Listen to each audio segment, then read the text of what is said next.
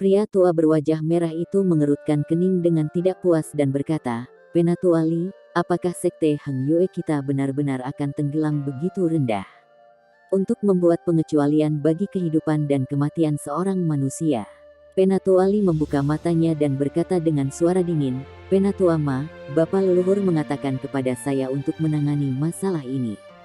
Jika tidak ditangani dengan benar, dan bagian sampah ini mencoba bunuh diri untuk kedua kalinya dan orang tuanya menyebar bahwa kami memaksa anak mereka untuk bunuh diri, bukankah itu lebih memalukan?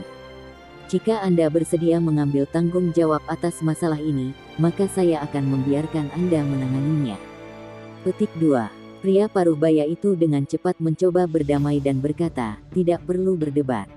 Mengapa kita tidak membiarkan dia menjadi murid terlebih dahulu, kemudian setelah 8 atau 10 tahun, ketika dia gagal untuk berkultivasi, kita dapat mengiringnya kembali dan tidak akan ada masalah." Petik 2. Orang tua di jubah menjawab, "Jika pemuda lain mengikuti, apa yang akan kita lakukan?" Pria paruh baya itu terkekeh dan berkata, "Ini adalah tugas yang mudah. Setelah ini, kami telah belajar pelajaran kami. Ketika kita mengecewakan orang di masa depan, kita harus menanamkan ide untuk tidak bunuh diri dan itu akan menyelesaikan masalah ini. Adapun Wang Lin ini, karena masalah ini sudah sebesar ini, mari kita ambil dia sebagai murid. Satu murid tambahan tidak masalah." Petik 2. Selain dari Penatua Li, dua penatua lain memandang serius pria paruh baya itu, tidak mengatakan sepatah kata pun. Pria paruh baya itu tersenyum dan berpikir, "Oh Wang Lin, saya telah membantu semua yang saya bisa. Saya telah membayar Anda untuk sepotong logam yang diberikan paman keempat Anda kepada saya. Saya benar-benar ingin tahu bagaimana manusia bisa mendapatkan jenis materialnya." Petik 2. Apa yang tidak diketahui pria paruh baya itu adalah paman keempat Wang Lin yang membelinya dari Pandai Besi. Dia telah melihat banyak hal, dan begitu dia melihatnya, dia tahu itu tidak normal. Kali ini, untuk membiarkan Tai Zu bergabung dengan Heng Yue Sekte, dia membawanya keluar. Mengenai untuk apa logam itu digunakan, dia tidak tahu. Sepotong logam mengubah nasib Wang Lin. Ketika berita itu sampai ke Wang Lin, dia tidak bisa mempercayainya. Dia entah bagaimana diterima sebagai murid tanpa alasan yang jelas. 2 hari kemudian, dia melihat orang tuanya pergi dari sekte Heng Yue. Setelah melihat kegembiraan di wajah orang tuanya, ia memutuskan untuk berkultivasi dengan serius di sini. Namun, cara berpikirnya berubah setelah orang tuanya pergi. Dia diam-diam dipanggil ke tempat di mana para murid mendapatkan pekerjaan mereka dan melihat seorang pemuda yang tampak lusuh. Wajah pemuda itu penuh penghinaan. Dia menatapnya dan tertawa. "Jadi kamu adalah Wang Lin, anak yang harus menjadi murid dengan bunuh diri." Wang Lin diam-diam menatap pemuda menantangnya. Pemuda itu mencibir, "Nak, mulai besok pagi kamu datang kepadaku untuk bekerja. Tugas Anda adalah mengambil air, tidak kurang dari 10 tong sehari.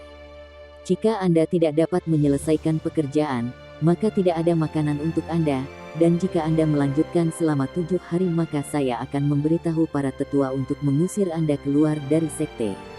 Ini pakaian kamu. Ingat, murid kehormatan hanya bisa memakai abu-abu. Setelah Anda seorang murid sejati, Anda akan diberi warna lain." Setelah selesai berbicara, ia melemparkan pakaian ke Wang Lin dan menutup matanya.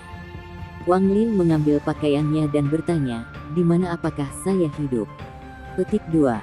Pemuda itu bahkan tidak membuka matanya dan dengan santai berkata, "Pergi ke utara sampai Anda melihat deretan rumah. Berikan lencana Anda kepada murid di sana dan mereka akan memberi Anda kamar." Petik 2. Wang Lin pergi dan menuju ke utara ke rumah-rumah. Pemuda itu membuka matanya dan berkata, dengan jijik, untuk mengandalkan bunuh diri untuk bergabung, dia benar-benar sia-sia. Saat berjalan di sekte Heng Yue, Wang Lin melihat banyak murid mengenakan seragam abu-abu diterburu-buru dengan wajah pucat dan dingin. Beberapa memiliki alat di tangan mereka dan mereka semua bergegas. Setelah berjalan beberapa saat, dia melihat deretan rumah. Ada banyak murid abu-abu di sini, tetapi mereka hampir tidak berbicara satu sama lain. Setelah dia memberikan lencananya kepada murid berpakaian kuning yang bertanggung jawab, pemuda itu dengan tidak sabar menunjuk ke sebuah ruangan, kurang dari P lebih besar dari. Wang Lin sudah terbiasa dengan ekspresi dingin dari semua orang di sini. Dia sampai ke kamarnya dan membuka pintu. Itu adalah ruangan besar dengan 2 tempat tidur kayu, meja, dan 2 kursi. Semuanya sangat bersih dan baru seperti perabot di rumahnya. Dia mengambil tempat tidur yang tampak kosong. Dia meletakkan kopernya dan berbaring di tempat tidurnya. Meskipun dia masuk ke Heng Yue Sekte, itu bukan yang dia harapkan. Dia berpikir bahwa dia akan belajar teknik abadi, tetapi sepertinya tugasnya adalah mengambil air. Memikirkan hal ini, dia menghela nafas dan menyentuh manik-manik batu di depan dadanya. Ini adalah harta yang diperolehnya. Wang Lin telah membaca banyak buku dan dia tahu bahaya mengungkapkannya, karena banyak orang akan mengincar harta ini. Beberapa saat kemudian, malam tiba dan seorang pemuda yang sangat lelah dengan pakaian abu-abu membuka pintu dan masuk. Dia tertegun ketika melihat Wang Lin, lalu pingsan di tempat tidurnya tanpa mengucapkan sepatah kata pun. Wang Lin tidak peduli. Dia tahu bahwa dia harus bangun lebih awal. Dia menyentuh perutnya, lalu mengeluarkan beberapa ubi jalar. Orang tuanya membawakan mereka untuk dimakan ketika mereka pergi mencari dia, dan karena dia diterima, orang tuanya memberikan semua makanan yang tersisa kepadanya. Ubi jalar sangat manis. Saat Wang Lin makan, pemuda itu bangun dan memandangi ubi. Sementara mulutnya berair, dia berkata dengan suara rendah, "Bolehkah saya mengambil sepotong?" Wang Lin mengeluarkan beberapa potong dan berkata, "Saya punya banyak di sini. Jika Anda mau, dapatkan lebih banyak." Pemuda itu dengan cepat mengambil makanan dan mengambilnya, lalu pergi ke meja dan menuang segelas air untuk dirinya sendiri. Dia berseru, "Sialan, saya belum makan apapun dalam 2 hari. Jadi, siapa namamu?" Wang Lin menyebut namanya. Pemuda itu tiba-tiba tertawa dan berkata, "Jadi kamu adalah Wang Lin, sampah yang memasuki sekte Heng Yue dengan mencoba bunuh diri." Dia tiba-tiba menyadari apa yang telah dia lakukan dan berkata, "Saudaraku, namaku Zhang Hu. Sejujurnya, tidak ada seorang pun di sekte yang tidak tahu tentang Anda, jadi tolong jangan salahkan saya untuk apa yang saya katakan sebelumnya. Sebenarnya, saya mengagumi Anda karena bisa memasuki sekte dengan cara ini." Wang Lin tertawa getir. Dia tidak mencoba menjelaskan dan melewati beberapa potong potato. Zhang Hu dengan cepat menerimanya dan mengambil beberapa gigitan, lalu berkata, "Wang Lin, kamu lebih baik meninggalkan sebagian untuk dirimu sendiri. Anda baru di sini. Siapa yang tahu hal-hal jahat apa yang coba dilakukan Musang Kuning? Sialan, dia bahkan tidak memperlakukan kita seperti manusia." Petik 2. Musang. Wang Lin tertegun. Orang pertama yang dia pikir mungkin cocok dengan deskripsi itu adalah murid kain kuning yang menertawakannya, namun, dia tidak yakin. "Ah, apakah kamu tidak melihatnya? Dia adalah orang yang bertanggung jawab untuk mengatur pekerjaan murid. Dia juga seorang murid kehormatan tetapi telah diberi hak untuk memulai kultivasinya. Mengenakan pakaian kuning, dia sama sekali tidak terlihat baik. Kita semua memanggilnya Musang." Zhang Hu menjelaskan sambil minum air. Wang Lin menggigit ubi, lalu berkata, "Aku tahu siapa itu, aku melihatnya hari ini. Dia mengatakan kepada saya untuk membawa kembali 10 tong air sehari mulai besok atau kalau tidak saya tidak akan mendapatkan makanan." Petik 2. Zhang Hu tertegun. Setelah menatap Wang Lin sebentar, dia bertanya, "Saudaraku, apakah kamu menyinggung perasaannya sebelumnya?" Wang Lin menggelengkan kepalanya dan bertanya, "Kenapa?" Zhang Hu menunjukkan ekspresi yang menyedihkan pada Wang Lin. "Wang Lin, apakah Anda berpikir bahwa tong-tong itu seperti yang Anda gunakan di rumah? Seperti sebesar ini." Dia memberi isyarat dengan tangannya. Wang Lin punya firasat buruk dan mengangguk. Zhang Hu tersenyum pahit. Dia berkata, "Kamu pasti telah menyinggung Musang Kuning. Tong yang dia bicarakan adalah ukuran ruangan ini, mengisi 10 tong, Wang Lin. Aku tidak akan memakan ubi jalar ini, kau menyimpannya. Anda akan beruntung mendapatkan makanan setiap 4 hingga 5 hari. Anda baru di sini, dan semua tempat mencari makan di gunung diambil. Hanya para murid yang lebih tua yang dapat memilih mereka. Besok, Aku akan memakan buah-buahan liarku. Dia meletakkan sisa ubi jalar di atas meja, menghela nafas, berbaring di tempat tidur, dan tertidur. Kemudian dia memikirkan mata orang tuanya yang penuh dengan harapan dan memaksakan amarahnya. Dia berbaring di tempat tidur tertidur penuh amarah. Hari masih gelap di hari kedua ketika Wang Lin turun dari tempat tidur. Zhang Hu masih mendengkur. Wang Lin mengenakan pakaian abu-abu dan dengan cepat menuju ke tempat ia bertemu Musang. Segera setelah dia tiba, matahari muncul dari timur. Pemuda berpakaian kuning membuka pintu dan memberi Wang Lin tatapan aneh. Setidaknya kamu tepat waktu. Dapatkan ember dan pergi ke timur. Ada mata air di gunung, bawa air dari sana. Petik 2. Dia tidak memperhatikan Wang Lin lagi. Dia duduk bersila di tanah dan bernapas perlahan sambil menghadap matahari terbit. Kabut putih yang nyaris tak terlihat datang dari hidungnya, berputar seperti dua naga. Wang Lin menatapnya dengan iri. Dia kemudian berjalan ke kamar dan melihat sekeliling. Akhirnya, di balik pintu dia melihat 10 tong dan tersenyum pahit saat dia berjalan menuju gerbang timur. Wang Lin tiba di lokasi setelah berjalan-jalan. Pemandangannya cukup indah dan suara air yang mengalir menenangkan. Itu adalah tempat yang bisa menenangkan hati. Dia tidak punya waktu untuk menghargai keindahan. Ketika ember sudah penuh, dia mengambilnya dan dengan cepat kembali ke atas gunung. Wang Lin terus melakukan ini sampai senja. Dia bahkan belum mengisi 1 tong. Jika bukan karena kentang manis mengisi perutnya, ia tidak akan memiliki kekuatan untuk melanjutkan. Lengan dan kakinya sakit dan mati rasa. Mereka terluka setiap kali dia pindah. Wang Lin merenung beberapa saat, lalu membawa setengah ember air ke daerah sepi. Dia melihat sekeliling untuk memastikan tidak ada orang di sekitarnya.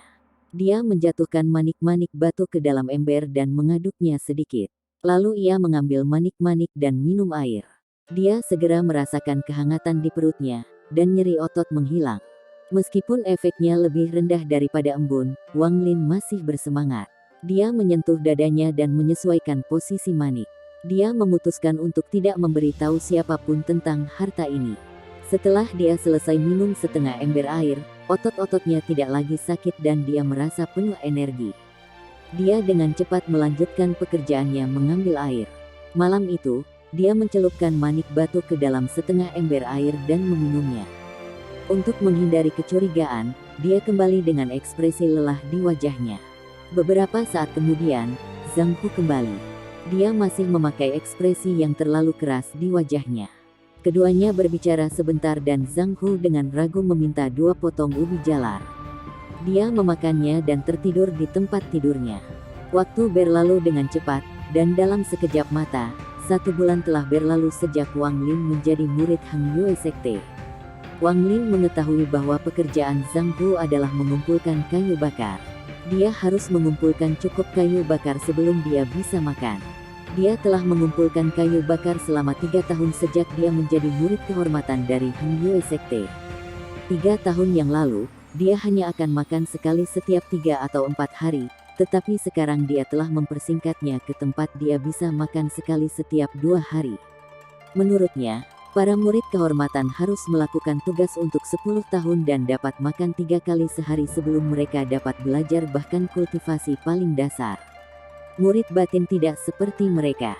Mereka memiliki tuannya sendiri, tidak melakukan pekerjaan rumah, dan memiliki kamar sendiri. Satu-satunya tugas mereka adalah mengolah. Selain itu, ada seseorang di antara murid dalam dan murid kehormatan, seperti Wang Hao yang menjadi bantuan, tetapi dia pada dasarnya adalah seorang pelayan. Orang-orang ini tidak perlu melakukan pekerjaan rumah, dan juga berlatih beberapa teknik tingkat rendah. Mereka hanya perlu menyelesaikan pekerjaan yang ditugaskan oleh tuan mereka. Namun, orang-orang ini memiliki bakat yang sangat sedikit dan mereka hanya akan menghabiskan seluruh hidup mereka menjadi penolong. Adapun yang disebut bakat, Wang Lin belajar dari Zhang Hu bahwa itu hanyalah energi spiritual. Setiap orang memilikinya, tetapi dalam jumlah yang bervariasi. Jika seseorang memiliki energi spiritual yang cukup, mereka dapat mempelajari teknik abadi dalam setahun, tetapi jika kurang, itu akan memakan waktu puluhan atau bahkan ratusan tahun. Kehidupan manusia terbatas. Seseorang dengan bakat yang biasa-biasa saja tidak akan pernah mendapatkan apapun dalam hidupnya. Itulah sebabnya sekte ini menempatkan energi yang begitu besar pada energi spiritual. Bulan ini, ketika Wang Lin mengambil air, ia minum banyak air yang telah direndam oleh manik-manik batu, menyebabkan tubuhnya menjadi lebih kuat. Sebelumnya, dia butuh 6 hari untuk mengisi 10 tong, sekarang hanya butuh 3. Namun, agar orang lain tidak curiga, Wang Lin selalu bangun sebelum matahari terbit dan berjalan santai menuju gunung dengan ember.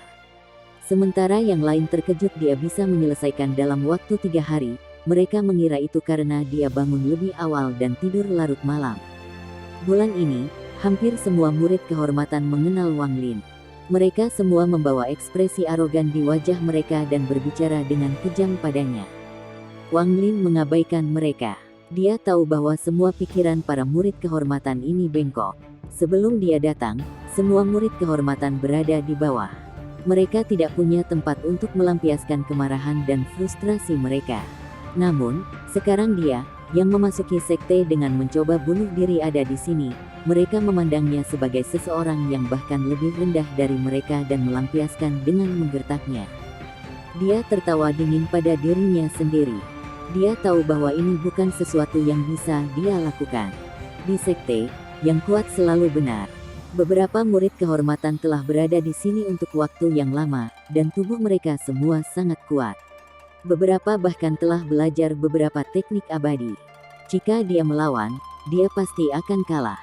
Namun, Wang Lin tidak sepenuhnya menyerah. Dia ingat wajah semua murid yang memandang ke bawah kepadanya dan berencana untuk membalas dendam ketika dia menjadi cukup kuat.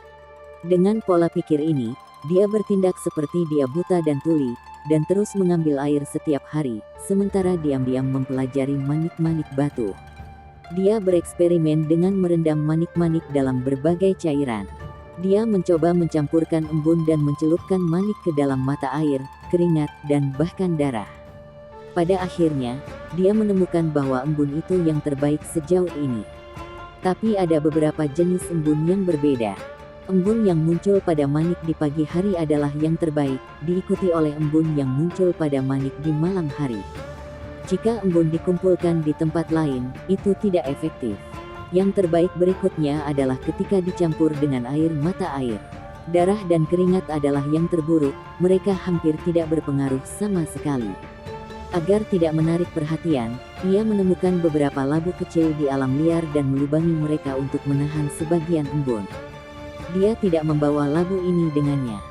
Sebaliknya, ia akan menyembunyikannya secara terpisah di lokasi terpencil. Dia hanya akan membawa mereka keluar ketika dia mengambil air dan tidak pernah membawa mereka kembali ke sekte. Dia membawa labu bersamanya ketika dia bekerja. Setiap kali dia lelah, dia akan minum dan langsung merasa segar. Selain itu, Wang Lin mengetahui tentang fenomena aneh. Kapan saja embun malam atau dini hari muncul pada manik-manik batu, itu akan terlihat seperti ada banyak tetes embun pada manik itu, tetapi ketika mengumpulkannya, dia hanya bisa mendapatkan sekitar 1/10 dari jumlah itu. Sisanya menghilang. Adapun fenomena aneh ini, Wang Lin hanya bisa mengatakan bahwa embun diserap oleh manik-manik. Meskipun penjelasannya agak tidak masuk akal, dia benar-benar tidak dapat memikirkan hal lain. Hari ini di senja hari, Wang Lin mengisi 3 tong yang tersisa dan berkata kepada pembelajar berpakaian kuning saat dia bermeditasi, "Saudara Liu, saya akan melakukan perjalanan pulang sehingga saya tidak akan datang besok." Pemuda Liu membuka matanya dan memandang Wang Lin, lalu mendengus. Wang Lin tidak peduli. Dia belajar dari Zhang Hu bahwa seorang murid kehormatan dapat pulang untuk mengunjungi kerabat 3 kali setahun. Yang harus dia lakukan adalah meminta izin kepada Penatua Sun. Wang Lin ingat bahwa ulang tahun ayahnya akan segera tiba. Tidak peduli apa, dia harus kembali. Setelah menyelesaikan tugasnya, dia berjalan menuju Penatua yang bertanggung jawab atas murid-murid kehormatan. Heng Yue Sekte dibagi menjadi 6 akademi yang dibagi menjadi 5 subdivisi. Mereka adalah logam, kayu, air, api, dan bumi, masing-masing dengan murid kehormatan mereka sendiri.